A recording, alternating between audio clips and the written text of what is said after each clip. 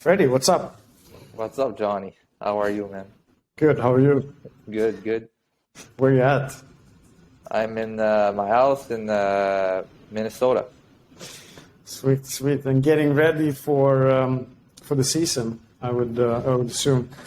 Yeah, exactly. We're towards the end of the camp right now. Um, so yeah, just building up the energy towards the beginning of the season. We talked a little bit before about being in training camps, and it's always a battle to start with, and you feel like a little rusty and stiff, and you're trying to work out and do all these things. But how's this camp been compared to the other ones that you've been a part of? It's been good. It's always the same, I feel, for camps. It's just an intense time of the year where there's a lot of practices, a lot of workouts, but it's good. It's a really fun time at the same time to be back all together with your team and get in great shape all together and prepare for the season. So it's been good. It's been a fun time so far, even though sometimes the days are a little tougher, the body is a little tired, but it's just good stuff. It's good stuff to get ready for the season. Right, sweet. I mean, I didn't want to talk too much hockey today, but of course, it's always interesting to get into some of your background. Basically, where you're from for the people who don't know you that well, where you're from, and yeah, how you got into hockey. I think that's a good place to start, maybe. Well, I'm from Canada. Most specifically, I live an hour. I was born an hour east of Montreal in a town called Bromont. Um, it's a mountain town, basically, so a lot of nature, a lot of good spots, outdoor spots. I was born in a family of, we're four siblings, so I got two brothers and a sister. They're all older than me. My parents played hockey and my brothers played hockey too, so it was just natural for me to play hockey basically starting at not even 2 years old. I was skating outside with my parents, my siblings, um, and I just really loved the game. When I was a kid, I always had a stick in my hands, and I would always want to play hockey and be outside, and it really was my passion from an early age. Back home, we have the Montreal Canadiens that are really, really popular. So I would say hockey is the main sport in Quebec. So yeah, to me, it was definitely the main sport. I just loved it since, like I said, a really early age, and I just kept growing with it. Um, that's pretty much all my childhood went outside playing hockey. Yeah, I spent some time in Victoriaville in the queue there. I think we talked about that before, Yeah. and I really liked it. And there was, of course, you get this sense of it's like being in Italy with soccer. And that area is really infested, or what you would say, with hockey, and it's just like in the culture and it's everywhere. And being young and growing up in that, I think it must have been pretty cool to experience. But also, there's a lot of pressure around that. Sometimes you grow up in a hockey family, maybe that's all that everybody's talking about. But yeah, that's cool. I know also that you're a big nature lover. Are you going back every summer, or what does that look like for you? Yeah, well, right now, so I now play in Minnesota, and it's really cool here too. But back home is just it's my family. It's like you mentioned, the nature. So I definitely need to go back every summer. It's a time where I feel like I can just resource myself, where I can just get back into my own energy. So I go back every summer. We spend back home, and yeah, we try to go in the mountain pretty much every single day. It really feels like the season is busy with traveling, with games all the time, with some sort of pressure to perform, and yeah, nature is just a way to calm everything down and bring the frequency back to just a neutral level, I feel like. So yeah, we do every summer we go back home. I know a lot of players like, especially in Canada, fishing and hunting. What are your? I know you're into the mountain biking is one thing, but is there what would your perfect day in the summertime? What would that look like? Perfect day in the summertime would be starting with a nice walk with my wife and my dog early morning. We like to wake up early because that's when we have the best sunrises. And then, yeah, we just go in the mountain in our favorite walks. Our dog that's her best time of the day. She can walk without the leash most of the time. So that's how we started.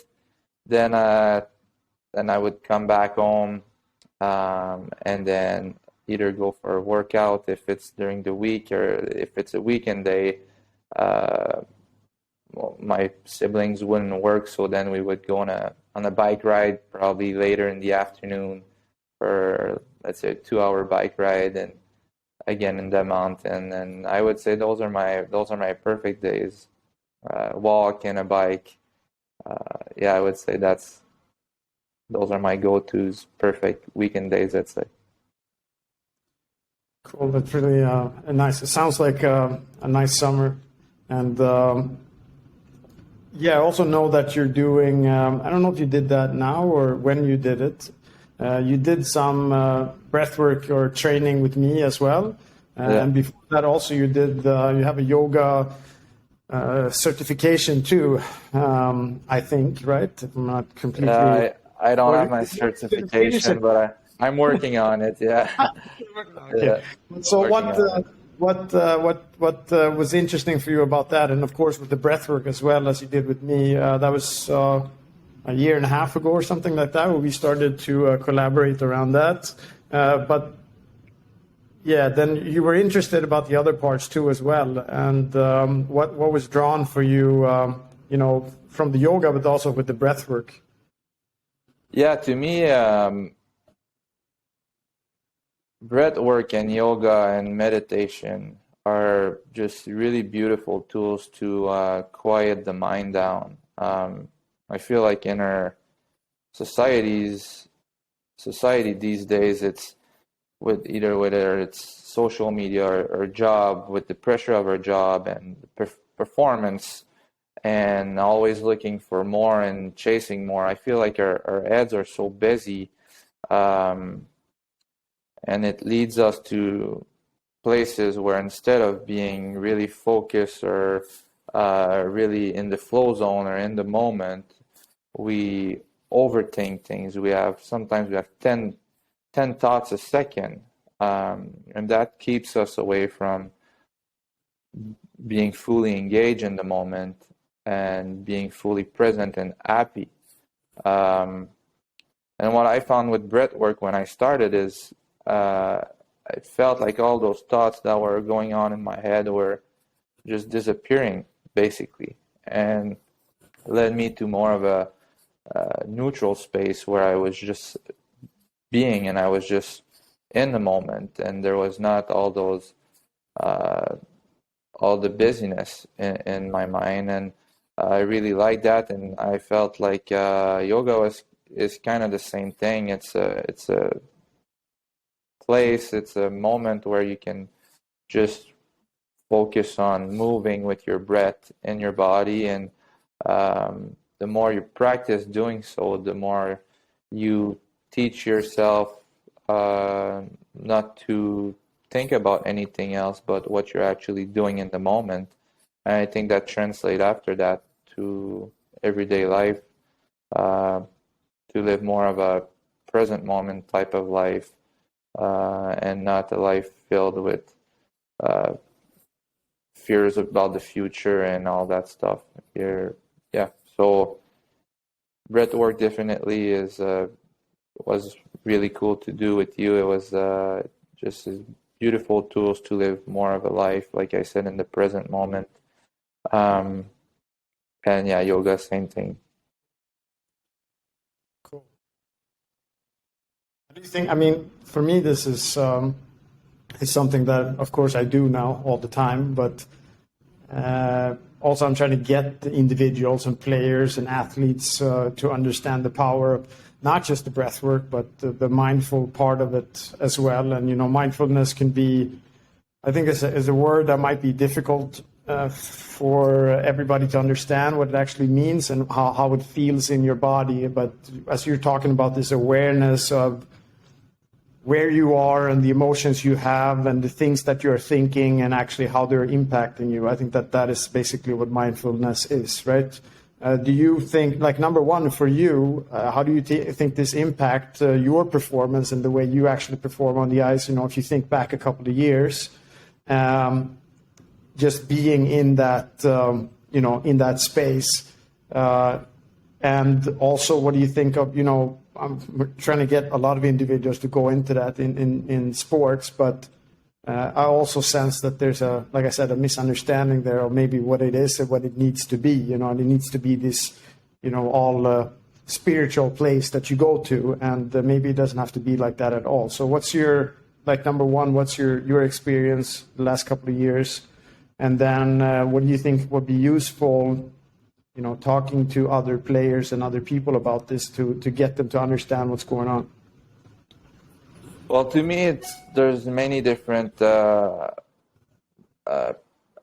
places where it helped me, whether it's within the game or post-game for recovery, let's say. So if we talk about in the game, let's say you have a bad shift or you make a mistake, or because that's, you know, it's just normal. That's what the game is about. But then you make a mistake, and normally you could carry that mistake throughout the game and feel stressed about it and get overwhelmed with it and have all those thoughts, like I mentioned earlier, about, like, you know, performance and feeling like you just messed up and all that. And like I said, breath work is just a way to come back in the moment. I feel like the more you do it, the more you practice on it, the more you're able to come back every shift and just be in the moment. Doesn't matter what happened in the last shift. Doesn't matter what's the score. Doesn't matter the time. Doesn't matter nothing. It just matters to be in the moment. And so then you're able to step back on the ice, and instead of playing from a place of, like, stress where your mind is just running all the time and overthinking every situation and feeling stressed with the puck, I feel like became easier for me to just be in the moment and be in the moment, be in the moment. And that goes kind of the same way for, like, post game. Whether you have a good game and then you're on an high after games, then you start overthinking everything. Oh wow, like, it's just crazy how we do it as athletes. Like, you had such a great game, so then you think about all those amazing stuff that could happen, and that's great and stuff. But then you go to bed later because you're on a high, you're on adrenaline. Or the same way, if you have a bad game, then you get stressed about it. Then you start thinking about all the possible negative stuff that could happen and all that. So breath work was kind of a way for me to just regulate that and become more just right here, right now. Is it always easy? Is it always perfect? No, it's always. I feel like hockey is nice because it's always going to challenge you with new challenges, with like I said, a really good game or a really bad game sometimes. But then breath work, I feel like, is just one of those tools that can help you bring yourself back to the moment and forget about what happened, forget about what could happen, and just be right here, right now, and stop wasting your energy on all the other things that don't really matter. And is that, I mean, does that go hand in hand also with your view of like overall performance as well? I mean, I kind of hear something in that you have this, you have this more holistic approach to your development, but also the way you actually perform. Do you want to touch something about that as well? Like, what is that? What is the perfect performance for you, and how does that make you feel, and also what's included in that? I think that's I would love to. Yeah, that's a good question. So, to me, I always see results as an end, or performance as like end results and statistics and all that, and success as numbers. And in the end, it's true. There's going to be a team that wins and a team that loses, and there's going to be stats, points, goals, assists, all that stuff. But I think, to me, when you put your focus on the results, I think this is just, again, mental distraction, and it's not where, to me, my full potential is. I think for me, a perfect performance is a performance where I was able to stay in the moment, no matter what. It's a performance where no matter what the score was, no matter if I had a good shift, a bad shift, no matter if I had 0 points in the game or 3 points in the game, it didn't matter, because I was just looking for my next shift.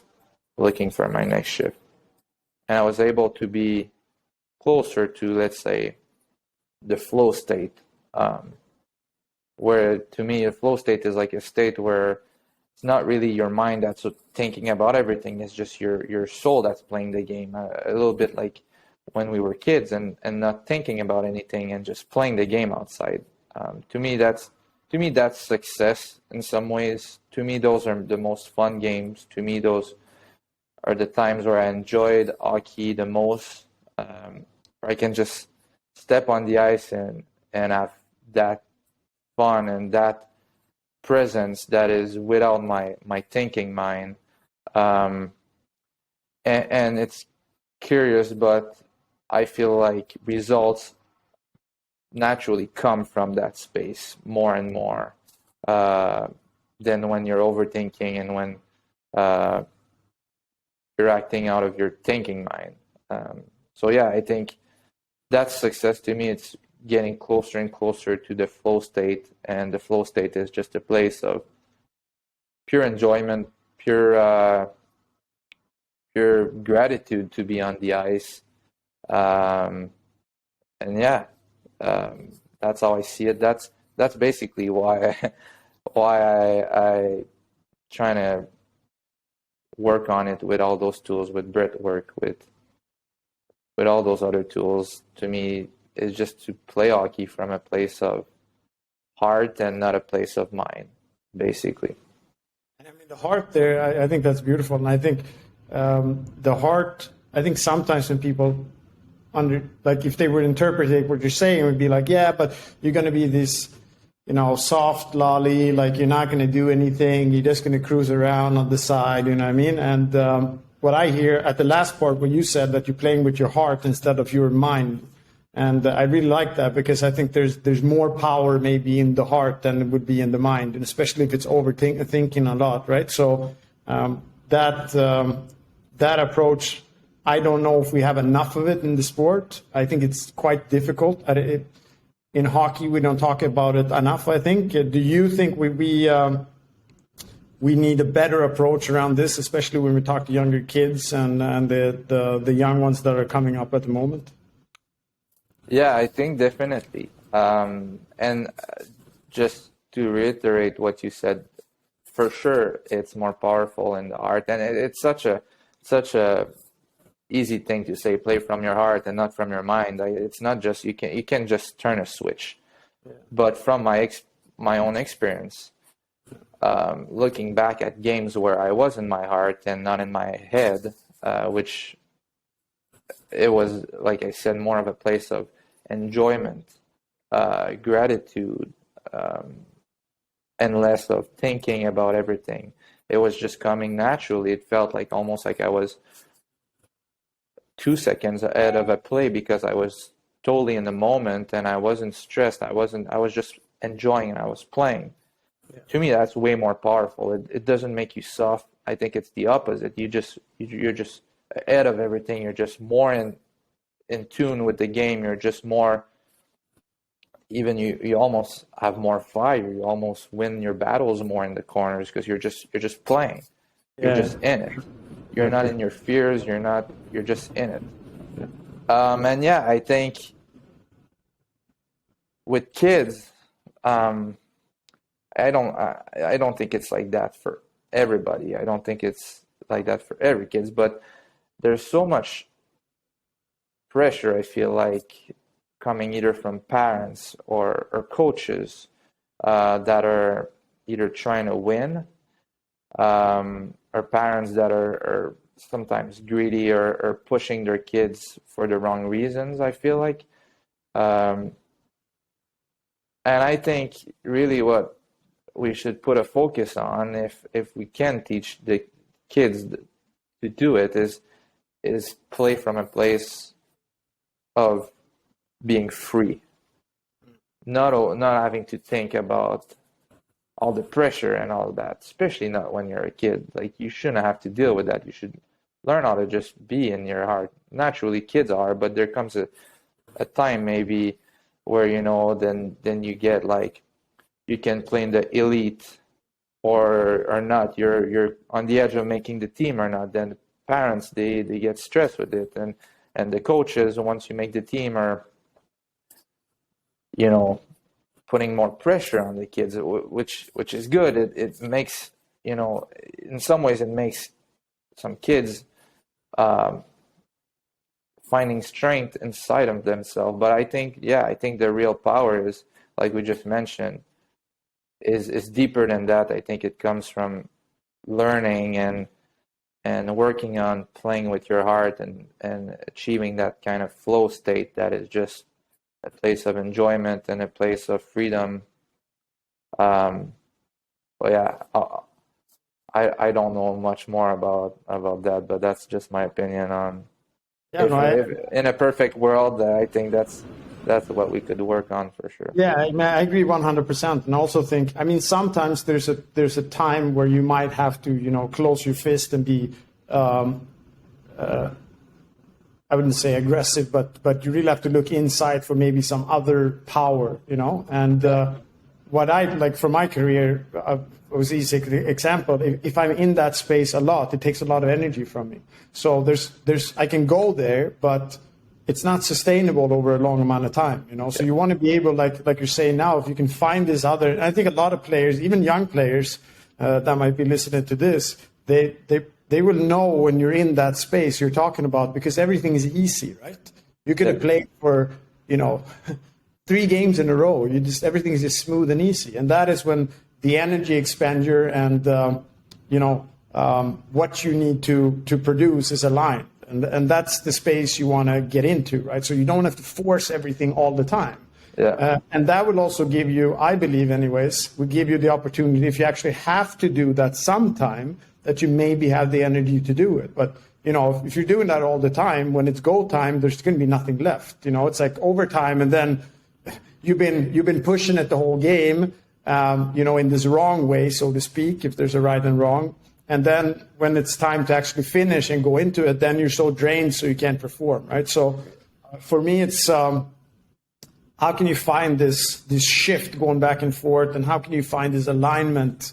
I don't like to use the word balance. I'll use alignment anyways. But I think exactly what you're touching on is exactly that. Like, could you come from another space, and what does that feel like, and could you use that energy?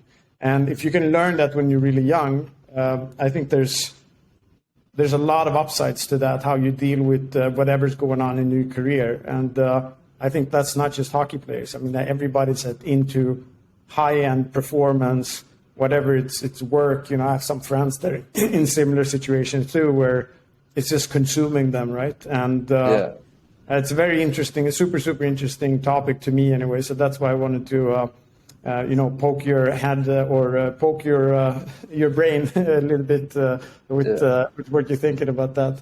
I don't have a lot left, but I have one thing that I know that you're have a burning desire for, and we talked about that before.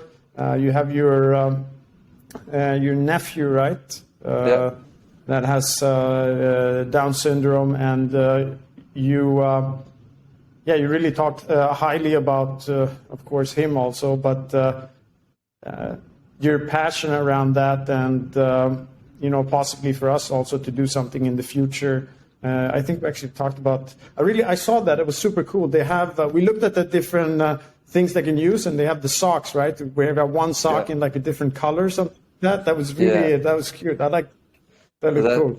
That's the World Down Syndrome Day. They do that March 21st. Yeah, and it's basically rock your socks. You put two different type of socks just to support the whole movement, the whole cause of, or the whole movement of inclusion, trying to being more of an inclusive society. So that's March 21st, but we can always wear two different types of socks. It doesn't only have to be that day. Yeah, and then there was another mark too that we talked about. Was it like a 3 angles or something also? Yeah, it's like 3 like arrows pointing up. Yeah, so that represents the 3 chromosomes, but pointing up, and there's a whole thinking or mindset behind that logo. So yeah. And is there something? Is there a project that you're involved with at the moment? I know that we talked about some things, obviously, for the future, but is there something you're doing or you're engaged in at the moment? And also, if there's something that you want to recommend other people, look up organizations or anything. So I'm not directly involved as of now with my own project. The way I'm involved is more, of course I want to get more involved in the future and stuff. As of now, it's been more of a talking about it when I get asked about it, whether it's in the media, and just kind of spreading the message that I believe in about Down syndrome, and being involved in events when I can. Like there's been a few events back home where I was involved with, especially with my sister and her family. But yeah, to me, Down syndrome is a bit like we were just talking. It's been beautiful to see how through Noah's birth, which Noah's my nephew is. We were fortunate enough to meet more people with Down syndrome, and to me it's fascinating how these people are naturally more in their heart, and it's just like we talk. It's people that are naturally expressing themselves without overthinking everything. They're just in their heart, and they have such a big heart. And in our society, more and more, it's becoming more inclusive. I feel like where we don't see differences as like something bad. We start to embrace more and more things that are different. If we want to say we don't call it even different, we just everything is just as they are, and we embrace all the things that are all the different things that people are interested in, or people are like, we just embrace everything more and more. And I think that's the message is Down syndrome is not like something bad. It's just a beautiful, different aspect of life, and or vision of life. And I just encourage, when I talk about it, I encourage people to, or I tell people that they're lucky if they have somebody with Down syndrome in their life, because they bring that beautiful, like flavor to life that we don't always have. Like I said, we often are just in our head, and then we meet. Like I'm with Noah, and then he gets you out of your head because he's so present in the moment, so intense in the moment. Like he's not gonna love you, he's gonna love you. You know, he's gonna be like fully there, and it's just amazing. Yeah, it comes with challenges. Like sometimes there's families or people with Down syndrome that have more challenges physically. They might have more physical health issues, and that's another thing. That's why we try to encourage, like when there's events, to raise money and stuff, because it can go directly most of the time to families that need more support, whether it's for them to work on their speech or special needs. Like I said, for speech, for this, for that. Sometimes they have more special needs, and they require more help, and that's why we try to raise money for them to have the same chance as every other kids to develop themselves fully. And I think that's another aspect of it, but mostly it's just to embrace inclusion, embrace all different things in our life, all different people in our life. So yeah, Down syndrome is one very beautiful thing, I think. Beautiful. Let's try. What was the date again? You said March 21st. March 21st. Yeah, Okay. because it's so it's the third month of the year, and then 21. So yeah. Okay. Okay, nice. I mean, we talked about this before as well. I would love to do something around that. We're coming out with some new socks, so why not try to do something cool? Yeah, that'd be cool. Highlight that, and of course be able maybe to support that charity a little bit too. I think that's something beautiful. So let's try to make it happen. Yeah, let's do it. I like that. Yeah. All right. I didn't have that much more today. I think this was a nice conversation. It was nice to talk to you. I haven't talked to you in a while. I know. It's always fun, man. Time just flies, summertime, and then all of a sudden it's like the season, and you guys too. Now it's going to be a hectic schedule, so I'm going to try to get that in. Maybe you can try to get some breathing in as well for you. Yeah, absolutely. Yeah. Anything else that you feel you like to add, or you thinking about? Usually this is the part when you tell people like, oh, so where can we find you, and where's your Instagram, and like all of these things. But you have your Insta, but you're not that active, I think. I'm not that active. I have it. It's there. I just don't post much. I don't like to spend much time on social media. So most of the time I delete my Instagram. I go back on it to see if like once every maybe 2 weeks now I go back on it to see what's new, or if I have messages or people I need to respond to. But otherwise, I don't like to spend much time on it. So that's good. I spend a lot more time on Instagram now than I did when I played. I didn't even have one. I started mine in April last year or something like that. So I'm also quite new, but it consumes a lot of time. Yeah. I mean, it's great because now I can, of course, get some of the messages out that I also want to talk about, and I think it's important. Yeah. But I agree with you 100%. It's very easy to get it to control your life. It's like you're going all the time. But anyways, we're gonna of course link this to your Insta and all the things that you're doing, and of course they can find you also on the ice in Mini this year. So I'll be sure to look out for some of the games. Usually they don't show a lot of Mini TV games here in Sweden. I don't know why, but there's not a lot. They should. We get the good Swedish boys here. Yeah, on their team. So they should now. Maybe they will this year a little bit more, but it's been really not that much. It's usually, yeah, Toronto or Chicago or Rangers or something like that. yeah. But yeah, we'll see. I hope they can show some more. Be cool. All right, Freddie, I'm gonna let you go. And Thank you, Johnny. prepare for tomorrow's or this upcoming week's last week of camp. Yeah, thank you.